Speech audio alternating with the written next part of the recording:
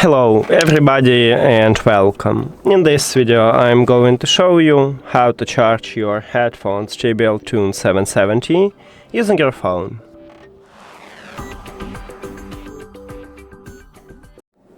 All you need to have for this is just USB-C to USB-C cable. But if your phone do not support USB-C, maybe you should have Lightning to USB-C or even micro USB to USB-C. Now connect USB-C cable to your phone.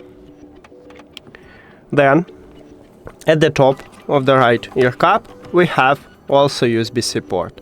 So connect the second USB-C cable right at this port. The most important right now is to check if you have the LED light near to the USB-C port, meaning that your headphones are charging. And that's it. Thank you for watching this video. If you found it helpful, please consider subscribing to the channel and leave the like on the video. See you later!